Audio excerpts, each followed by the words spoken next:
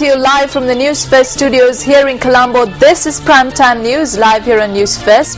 A very good evening. I'm Mahina Bongzo. And I'm Ramesh Bandara. As always, we'll start off with a look at your headlines. Nelson Mandela's health takes a turn for the worse. The speaker says that the public sector has grown to a level where it is unsustainable. The teacher who was made to kneel by a politician requests a posting at a secure school.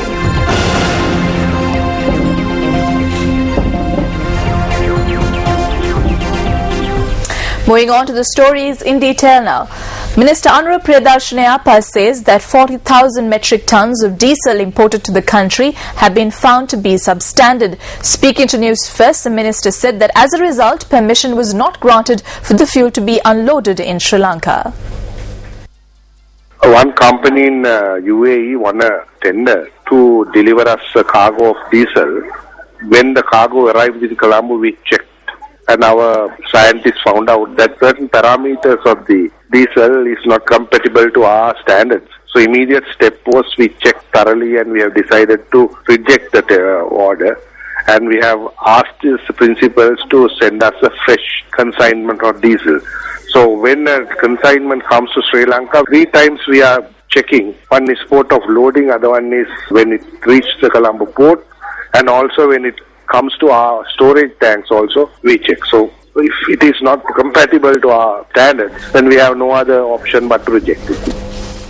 Nelson Mandela, former South African president and Nobel Peace Prize laureate, is in a critical condition, leaving millions of South Africans fearing the worst. Speaking exclusively to News First, spokesperson for the South African president Jacob Zuma, Mac Maharaj, said that the president and the deputy leader of the African National Congress had visited Mandela in hospital last night. Let's take a listen to what he said. The condition of former President Nelson Mandela, who is still in hospital in Pretoria, has become critical.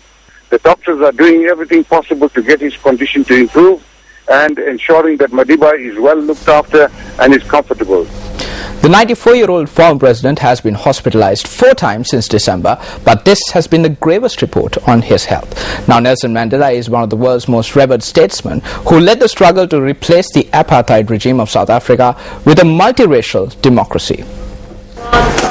The worsening of Nelson Mandela's condition is bound to concern South Africa's 53 million people, for whom Mandela remains the architect of a peaceful transition to democracy in 1994 after 3 centuries of white domination.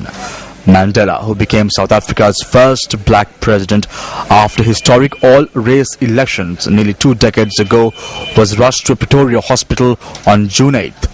With a recurrence of a lung infection, his 4th hospitalization in 6 months. Until Sunday, official communiques had described his condition as serious but stable, although comments last week from Mandela's family members and his presidential successor Thabo Mbeki suggested he was on the mend. Members of Mandela's family visited him at the Pretoria hospital yesterday. Mandela's daughters and his ex-wife Winnie Mandela were seen entering the Mediclinic Heart Hospital to visit the 94-year-old. It's our dad, it's the children's grandfather. We've never had him in our life for better part of our years. This is, in a sense, quality and sacred time for us. And I would expect the world to really back off and leave us alone. Is he aware of just how sick he is? Or has he kind of gone already, even though he's still physically here? No, I don't think he's gone. He's still there. He still opens his eyes. He's still... the touch is there. Local residents who gathered outside the hospital where Mandela is being treated said that Madiba is in their prayers. No, I'm hoping he gets well, like he's in our prayers every time. So, yeah, hopefully he'll get better. And we know he will. Yeah, he's in our thoughts, in our prayers every time. I don't know, like if he passed away, poof, I don't know what will happen to this nation. I don't know, to this country, I don't know. But I think we can, in time, can learn to accept it, and move forward. I don't know. But for now, I don't know. Convening a press conference in Johannesburg this afternoon, South African President Jacob Zuma said that doctors were doing everything they could to make the former leader comfortable. Former President Mandela remains in a critical condition in hospital.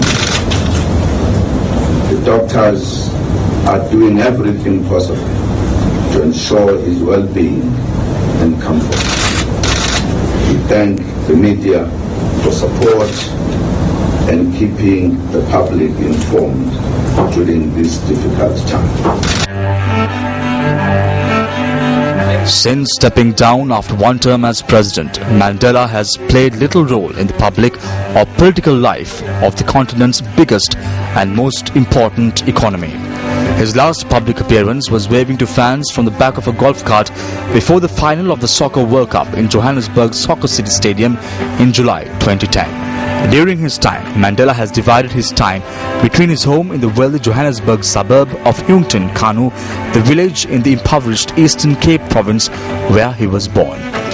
The public's last glimpse of him was a brief clip aired by state television in April during a visit to his home by Zuma and other senior ANC officials. At the time, the 101-year-old liberation movement, which led the fight against white minority rule, assured the public Mandela was in good shape, although the footage showed a thin and frail old man sitting in an armchair. News First Bureau correspondent in Cape Town, South Africa, Rohan Vikramasinghe, joined us earlier in the day on our primetime news on Yes FM, and News First Madhushka Balasurya asked him what the public mood is like in Cape Town. The news of his health actually has been dominating the chat in lunchrooms and classrooms and even worldwide in different countries, as you might have seen over the news. Right now, the only thing that people of South Africa and the world hang on to is that he is in serious but stable condition, as the doctors put. However, with all of this, everyone is hopeful. The security walls of the hospital are covered with get well soon notices, and every now and then members of the clergy want to come up and give out prayer as well. It's a hopeful sight for the rest of South Africa, but a lot of questions are going to be raised regarding politics and how the country is going to be after this. I've spoken to many people about this, and that, I believe, is how they feel, that the country and the government will move forward with him in high respect and high honor, whatever happens across this time of grief. Well, the News First International Desk will be continuously monitoring the situation of the former president of South Africa, Nelson Mandela's health condition, and will bring you the very latest. Well, moving back to news from here at home, the Department of Meteorology says that wind speeds in the seas off the coast of Hambantota to Portugal and from Jaffna to Trincomalee could reach up to 60 kilometers per hour. The Met Department also warns that while seas may be rough in these areas, intermittent showers could be experienced in the central, Sub-Ragamba, western and southern provinces. An earth embankment collapsed onto the access road of the Hatton District Court yesterday, taking a section of the wall of the Negro Darame with it.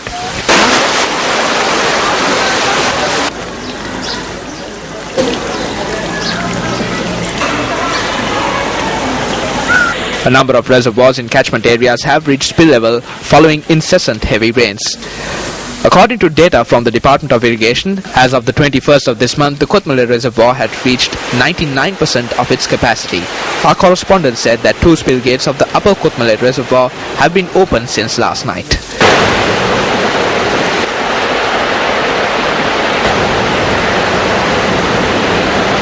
The Randanigal Reservoir had reached 69% of its capacity.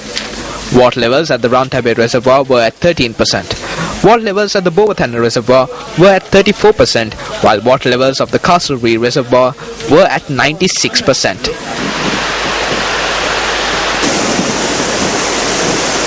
As of today, although all emergency spill gates of the Castlereagh Reservoir had been opened, water was overflowing from the top of the dam above the 12 spill gates.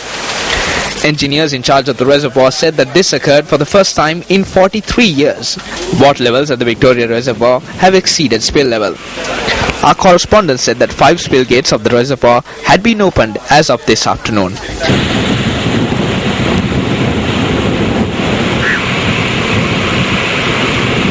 The Mount Sakale Reservoir too is nearing spill level. Data from the Department of Irrigation suggests that the water levels of a number of reservoirs in Rajarata too have been increasing over the past several days. The water level of Kalaweva had exceeded 48% of the total capacity. The water level of the Rajangane reservoir was at 83%. The people of this country have no relief whether it rains or shines. The government will not provide relief. They have placed a massive electricity bill on the shoulders of the people.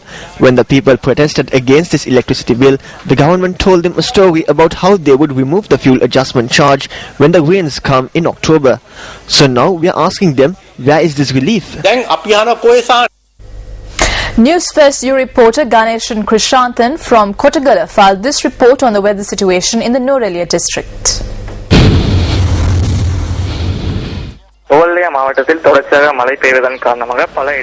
Rains have turned many areas in the Nuwara district into hazardous areas. 14 homes have been damaged in the Bowath area. People affected by this are being sheltered at the Bowath Tamil College.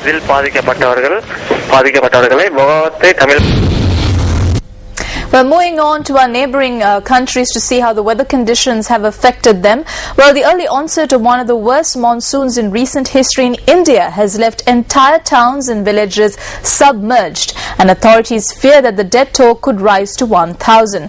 Meanwhile, authorities in Nepal say that 55 people have been killed in floods there. Survivors are being airlifted from the worst hit areas, and special trains are also carrying people to safety. Search and rescue efforts have been stepped up as more downpours are expected. Early monsoon rains in India this year are believed to be the heaviest in 60 years. Vijay Bahugana, the Chief Minister of Uttarakhand state, said that he feared at least 1,000 people had died. He has also denied a claim by Indian Home Minister Sushil Shind that the rescue effort had lacked coordination. Meanwhile, officials said that the severely damaged Hindu temple town of Kedarnath had now been cleared of survivors, and teams were searching for the bodies of victims. Tourists and pilgrims were among those caught up in the floods which washed away homes, roads and bridges. Many of those affected by the floods are accusing the government of neglect. Friends and relatives of those still missing have been protesting outside government offices. One woman who was rescued by an army helicopter said she had walked at least 25 kilometers trying to escape the floods. Government officials say that more than 33,000 people have already been rescued from the worst hit areas over recent days. Prime Minister Manmohan Singh has described the situation as distressing and announced a 10 billion rupee aid package for Uttarakhand. Many survivors have been evacuated to the state capital Dehradun, where relatives of those still missing are awaiting news. Dehradun is also the base for the relief effort, from where rescue workers, medicines and food are being flown to the affected areas. The rainy season generally lasts from June to September, bringing rain which is critical to farming. Former President Chandrika Kumaratunga, speaking to the media in Kurunegala, expressed these views yesterday.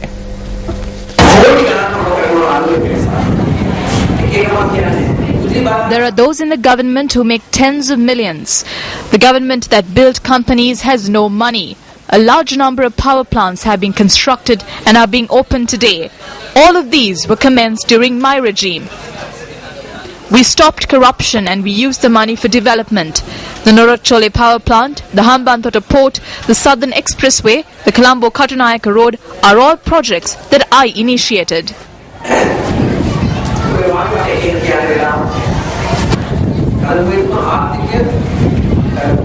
The former president expressed these views during a visit to the Athugala Viharya in Kurunegala yesterday. The former president also planted a Nar sapling at the premises.